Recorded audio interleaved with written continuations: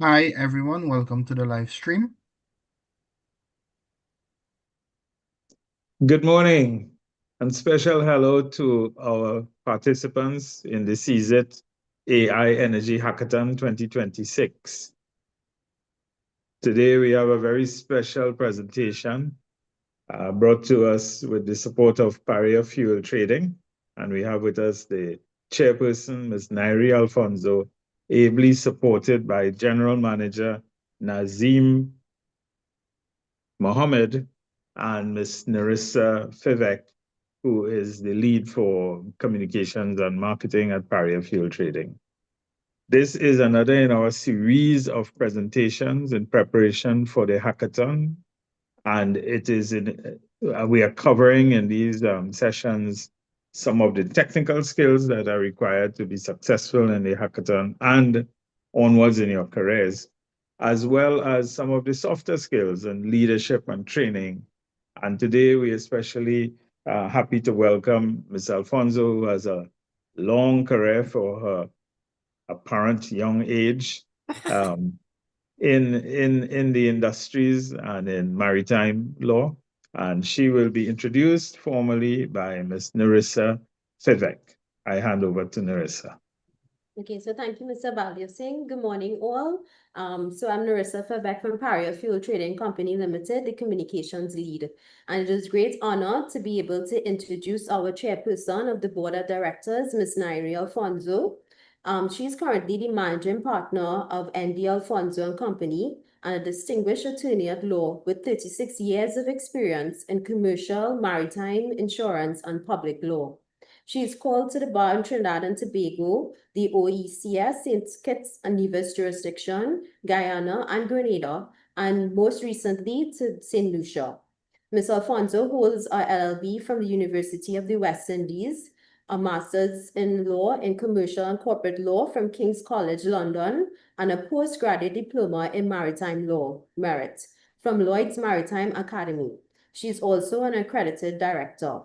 Renowned for her expertise in admiralty and maritime law, Ms. Alfonso has acted in complex ship arrests, charter party and other maritime disputes, salvage claims, collision claims, marine insurance claims, bunkering and demurrage claims, arbitrations, and in advisory capacity to international ship owners, operators, and insurers, PI clubs, and the government of Trinidad and Tobago.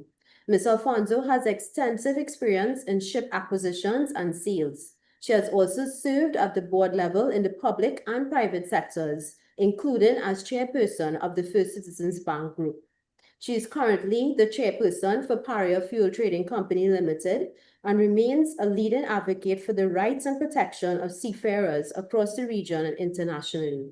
Ms. Alfonso has collaborated for over 3 decades with the International Transport Workers Federation and is responsible for securing payment of the wages and the repatriation of hundreds of foreign seafarers. So it is an honor and distinguished pleasure to welcome Ms. Chairperson Nyree Alfonso. Good morning, boys and girls. And I'll thank Narissa for that very long and detailed introduction, so I don't have to introduce myself any further. It is indeed a pleasure, as said, to have the ability to address persons who I can't actually see, but who are school children, and to support Zero Carbon Institute of Trinidad and Tobago, and to reacquaint myself with Mr. Baldev Singh in that endeavor. So, as I said, you will have many more technical persons who will be speaking to AI and alternate energy sources and so on.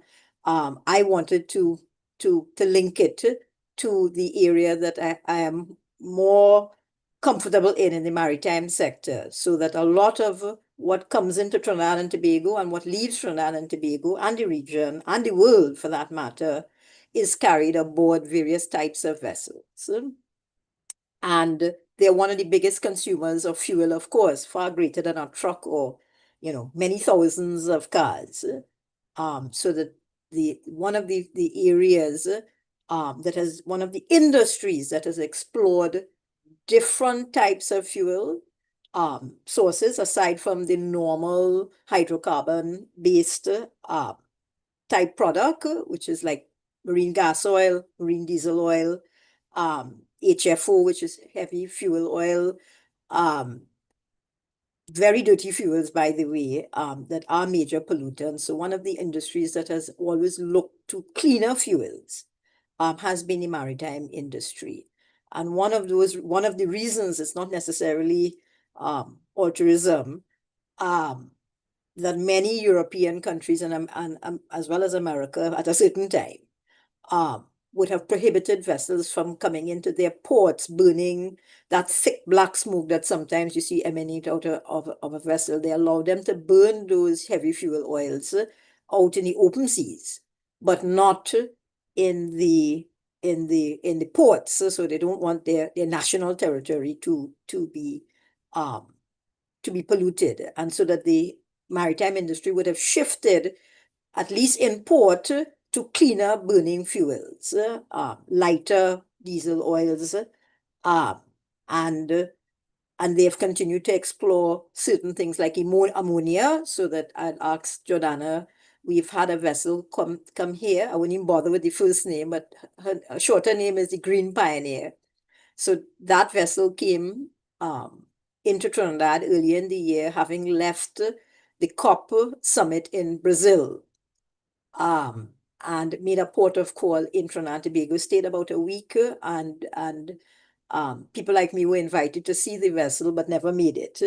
But this is the world's first ammonia powered vessel, the Green Pioneer. And so that's an exploratory alternate fuel that is being looked at. One of the other types of fuel that are also, the maritime sector has looked at and looked at the feasibility of and actually implemented LNG is one. Methanol is another one. We've had, and I think Happy Jordana has a slide there, we've actually had a refueling as early as 2024 of methanol into a commercial cargo vessel. So the latest, I don't want to say the latest look at in terms of vessel propulsion has been HVOs, hydrogenated vegetable oils. And that's really an exciting area for ship owners because one, it is cheap, it is easily integrated into the current engine configurations of vessels so that you can either blend it with the traditional fuels, or I said it can be used as a low carbon marine fuel. And that really tremendous promise there because HVOs have excellent storage capacity up to 10 years without degrading. There's also a 90% or thereabouts reduction in emissions when compared with traditional fuels. And I said that makes it and of course it's a byproduct of something that we use, which is vegetable oils. So it's a waste oil, a product made from waste oil. There's also some turn in the aviation industry to explore whether this fuel could also be integrated or mixed or blended or replace jet fuel, which is one of the more expensive fuels in the world. And the one which consequent on whatever you like to call this going on in the Middle East, whether it's an excursion or war or anything else, the shortage of jet fuel was felt more acutely in Europe in particular than anywhere else because their fuel passes through that important Strait of Hormuz. So that, again, if there was no other impetus to look at an alternative fuel in the aviation industry, it would in fact be the shortages created by, I said, whatever conflict is currently going on in the Middle East. And again, as I said, clean burning fluid, HVOs are clean burning, and certainly could compete in terms of feasibility with, I won't say ammonia, but methanol in particular and LNG. So I said the maritime industry has always looked at, how can you do it? Of course, shipping logistics. You want to get it as cheap as possible. You want the fuel to be easily available, and so that you can come into Paria, you can go into Brazil, you can go into Europe, Africa, and refill those fuels. So the industry has always looked at what is a cost-effective, and of course now we have another impetus, which is what's more carbon neutral, what's going to pollute our environment the least. This morning, and you live and you learn. So boys and girls, you will live and I had live and learn at my age. So Mr. Baldusing would have told me that the sea is an area where carbon emissions can be stored, or can be, I don't want to say disposed of, that sounds bad, but that can be taken out of the environment and introduced into the marine environment, and also be productive in that environment, in that it would give rise to certain plankton or certain marine life that would be beneficial, as opposed to the CO2 emissions. So I didn't know that. I didn't know if anybody on the virtual platform has ever heard of that, but that's also very exciting, because those same polluting vessels that I've spoken about, of course, traverse what we have an abundance of in the Caribbean, which is sea, ocean, water. And so that if, one pernicious thing could be, one damaging thing could be integrated into what is surrounding all of the islands, that would really be, I think, a major way of compensating for what vessels put out there. And I said, again, I remind people, when we see big vessels carrying hundreds of containers, then this is the way that commerce is effected in the world. We are transporting things in the open water, so that when there are things like that conflict in the Middle East, what you see is a pileup of vessels that are not able to bring, in this case, in that case at any rate, fuel to the rest of the world, who are consumers and purchasers of fuel coming out of the Middle East. So I said my focus this morning would certainly be, or today, would certainly be looking at how the maritime sector has in fact dealt with the shifting in requirements. Many governments, of course, are fully into the Paris Treaty of 1990, is it 1996 or 1992? The same Paris Treaty that the American government has pulled out of on two occasions. In the first Trump 1, and in Trump 2, they've signaled, if they haven't already come out of it, they've signaled a departure. But the rest of the world, I don't think there's any other country that has come off from the original Paris Accords. And therefore, the rest of the world is looking to see how they can minimize their carbon footprint, how can they minimize their pollution. The effect of not doing that, I was looking at a CNN news item last night, and they were showing Beijing, and what you could see is a massive amount of like a haze, but that haze is pollution. You also see that in India and Pakistan, where schools are being closed because the air quality is so bad. So obviously the concentration, whether on the land or the sea, has to be towards protecting the environment. And in my view, the generation which I think has the greatest ability to effect that change would be your generation. I mean, the old horses and the dinosaurs, and I count Mr. Baldusing inside there. We see the importance, but we know the persons who will be the tools, the persons who will best be the ambassadors that take the learnings from this type of program, supported by people like Paria, or entities like Paria and UTT and the Carbon Zero Institute and the UN. These are the people who will take their learnings and share it with their communities, with their families. Let's start with your families, and look and become sensitive about conserving energy, about pollution, about what is good for the environment, what is bad for the environment. Planting a tree is very good to the environment.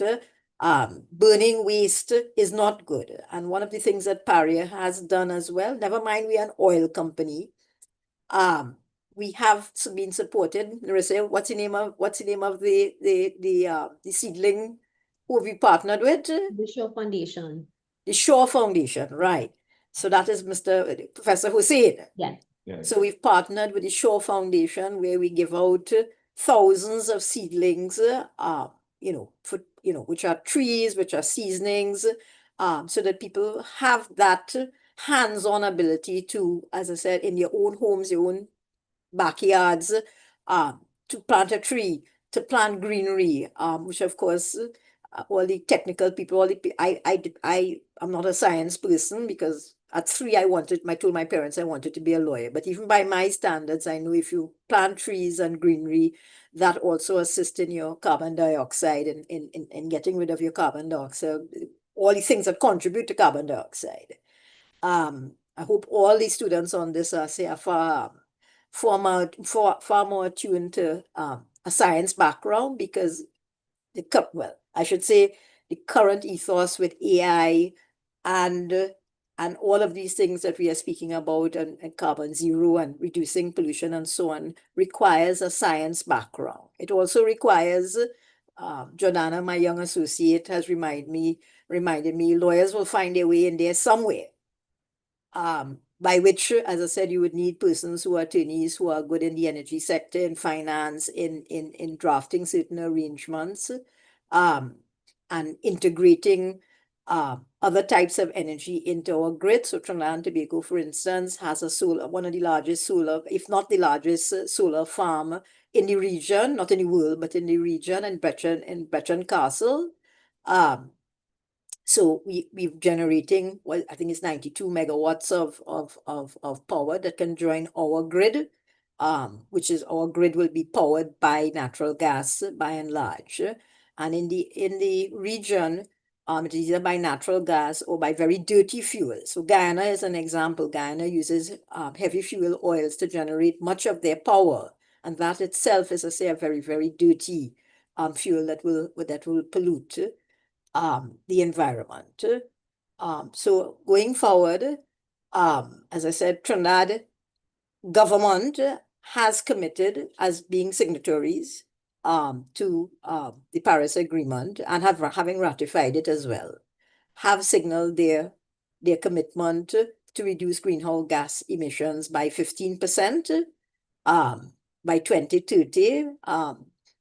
When I first read about that, it sounded a long way off, but it's not a long way off because we're in 2026. And in order to get there, a lot of what you young ladies and gentlemen are learning, it's going to be how this is going to be powered, how this is going to be achieved, and hopefully we will exceed the target, but only by, I say, the input of young persons who have said are more plugged into this issue than any generation before it, because this generation has inherited a more polluted planet than any generation before. So the next generation or generation before you is handing over a planet which has difficulty. So these are the things that we hope will reduce the damage we are doing to the planet, so that this generation that you represent, young boys and girls, will be passing on something better than the generation before you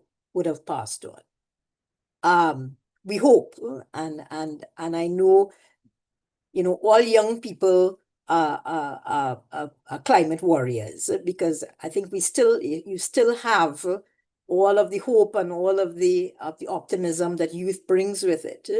So in my youthful years, I was a member of all manner of things. It was Save the Whales when I was a student in England. So, you had to make sure you protested around the South African embassy because Nelson Mandela was still in jail, and you wanted to save the world. That hasn't passed. I mean, I'm no longer young, but that general background, that desire has not passed. And we hope that we pass on to the next generation all of the optimism, all of the desires, and the ability. We now have the ability in our hands to achieve what perhaps the last generation could not, because they are now alternates. There's solar and there's wind, there unnecessary fuels, the HVOs, LNG, ammonia. We have alternates to dirty fuels, and we have ways to make fuel, the traditional hydrocarbons cleaner by blending with some of the newer fuels. So we have in our hands the tools to make it better. And just to deal a little bit with AI, AI has always troubled me as to whether that is a benefit to humanity, aside from everything with the fight going on between Elon Musk and Sam Altman. Because AI also consumes tremendous amount of power. So it's certainly a high power consuming, I don't want to say product, but its very existence requires a high dependency on power. But as I said, thanks to Jordana there, I've also been able to learn that AI also allows us to be more efficient in the way that we use power, and you can integrate it into your power grid to save power and to reduce outages and the reasons and the causes for outages, because you now have a smart tool to detect where you have energy inefficiencies, as well as burning it, yes, but you have a way to make the use of energy more efficient, which is dichotomy and sounds very paradoxical as well. But as I said, like every tool, I tell people a cutlass is a tool, and in the right hand is a great agricultural tool, but in another hand, it's a weapon and can cause great damage. So I guess like every other tool, it has to be carefully managed and carefully used so that the positives come out and not the negatives. Looking at my time, I'll just make one more point because I want to be able to take any questions that boys and girls may have. These tools and these mechanisms to save energy are also something that can be implemented in your school. And the world recognizes that, okay, you can look at things in your home, small things in your home, turn off lights when you're not in a room, turn off the air conditioner when you're not in a room. Similarly, in your classrooms, there may be equipment that doesn't need to be running or does not need to be running at full force. And there can be real savings there in homes as well as I said, in your schools. That ability to mark energy consumption has actually quite recently it forms a study with the IDB in the maritime sector. So they're doing a study now in 7 CARICOM countries: Bahamas, Barbados, Jamaica, Trinidad, Suriname, and Guyana as well. So this idea to monitor consumption and then to deal effectively with how you reduce consumption of power is, a live issue that is going on currently, even in the maritime sector, even in this jurisdiction, in our region, the CARICOM region. So lastly, let me not forget to say, I've been asked to say, to give a little boost to the ladies who are on the platform. I don't know how many are boys and how many are girls, but if my job is to say that, the sky is the limit, if you happen to be a young lady in 2026, then I can definitely say so. I've told Donald, when people tell me about a glass ceiling, I tell him the problem is I never recognize the existence of a glass ceiling. So I want to encourage young women to not think inside of the box. I do not recognize the existence of a box or a glass ceiling, and therefore I have nothing to think. I have nothing to break, and I have nothing to think outside of, because I said you have to be a free thinker. You have to have a breadth of thinking, and of course, you also have to know that your gender cannot dictate where you're going to go in life. So if I let my gender worry me at all, then I wouldn't have climbed my first ship in 1993 when the female court-martial that had been sent with me said, I'm not going to climb on that vessel because there are men on board. At which point I told her, Well, I was not expecting to find dogs and cats. So give me my warrant of arrest and I'm going myself. So very important. You have to have confidence in yourself. Gender doesn't dictate anything. If it did, many people would not, including our Honorable Prime Minister, would not have reached the pinnacles of their careers where they are, where they're now sitting comfortably. So gender is not anything that's going to keep you back. That's just the amount of chromosomes you're born with. Everything is your oyster and everything is within reach. There's nothing. I said that I tell people I believe myself, for all the men on boys on the thing, I tell myself I'm actually better than any man because I can also reproduce, aside from anything else. So if there are any, that's all I'm going to tell you today. If there are any questions, feel free to ask those questions. And I'll turn over to Donald in that regard. Mr. Balducci. Thank you very much, Chair, Mr. Alfonso. You covered a number of very important areas here for our audience, and they will be listening live to the broadcast on YouTube, as well as going back to YouTube to review what you presented. So I believe that you already would be inspiring many young people, both boys and girls, in terms of your illustrious career and how they can emulate it. And in fact, there's a question, I want to paraphrase it, which is, how can I, as a Form 3 student in Trinidad and Tobago, aim to have a career such as yours? What do I do in order to follow the pathway that you have made? And my best advice is work hard. The law is my passion, and this subset, maritime law, is even, if you like, a double passion. However, accidentally I fell into it. It is a passion. They say if you do what you like in life, you never work a day in your life.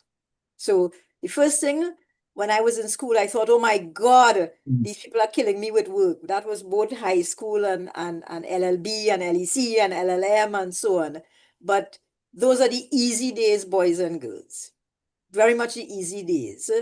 You don't have to work when you're in private practice or in real life. Every day is a test and every day is an exam. And somebody wants you to pass that exam. They call clients. Right? Right? So work hard. I said, my parents insist at age 3, I came up to them and said, I want to be a lawyer. And I take their word for it. I don't recall. And if that is the case, then okay, set a goal and work hard towards it. You're going to get there. That much I'm actually certain about. You're going to get there. So I have another question. This one is from me. Oh. So you mentioned about your days of activism. And I think those are the things that build our own foundations as we go through the rest of our life. And so I think it would be interesting for everyone, including me, to hear how do you maintain an activist persona when you move into a leadership position? How do you still make change happen when you find yourself in a structured organization and environment, but you still have your passion that you always had? I mean, Donald, the real truth is I tell people what you see is what you get. What built this personality is the same. What built the personality that my parents said, at 3, she said she wanted to be a lawyer. Or when you reach my age, and I won't say what age that is, right? All those factors, all the walking around the South African embassy and saving the whales, Greenpeace, and being a member of Greenpeace and so on, all of those things, if you like, maybe it's an untidy snowball, all of those things come together to form who you really are. So the 12-year-old Nyree Alfonso is really not different from the one I have now. All of those fairly altruistic, try to be a good person, try to do, what the Methodist faith says, that a person's duty is to do the greatest good to the greatest amount of people. So that never changed from a child to now, and it will never change. So Oscar Wilde wrote, "To thy own self be true, because everybody else is taken." So you have to be yourself. Who else are you going to be? You can't be somebody else. Right? So at the end of the day, I say we are the sum total of our experiences. No matter good experiences, I've had very bad experiences, I've had very good experiences, but these are the factors that go into making you who you are, for better sometimes and for worse. So girls and boys, your hopes and dreams don't have to die because you move into a leadership position. These are the things that will structure how you respond when you occupy a leadership position. And I said, hopefully for the better. Your good experiences and sometimes your bad that shape you are going to tell you how to respond when you are in a leadership position and in a position at some point in time, boys and girls, to mentor other persons, which is one of the reasons that I consented. This is kind of like a little bit outside of my normal public speaking, but I think it's important to mentor the next generation. And I hope in some little way that something that I said today is a good takeaway for a young person to carry forward and one day be able to mentor somebody else. I think that your talk today has been extra special in our series. I think that we will hear feedback as we go along, but you will be helping the young people to understand the role that is open to them. CZITT has spent 10 years in awareness and education about climate change. We're in the 4th season of the National Secondary Schools Climate Quiz. But in this program, we are moving from telling people, the young people, about what they're going to face, to helping them to understand what they can do about it and how it can become their career in fighting climate change, because the world will be fighting climate change for the rest of certainly our lives, but the lives of the young people in the program as well. We are grateful to Paria Fuel Trading for your support, and we thank Chairperson, Ms. Nyree Alfonso, Mr. Nazim Mohammed, General Manager, and Ms. Narissa Fivek, Head of Communications and Marketing. And we want to say also a thank you to UNICEF, the overall sponsor of this program, together with TN Tech, UTT, Screaming Power of Canada, the Southern Caribbean Cable Company, and now we have Paria Fuel Trading in that list. Continue to follow these programs and get ready for the big hackathon event. Thank you very much. Signing off now. Thank you for having me.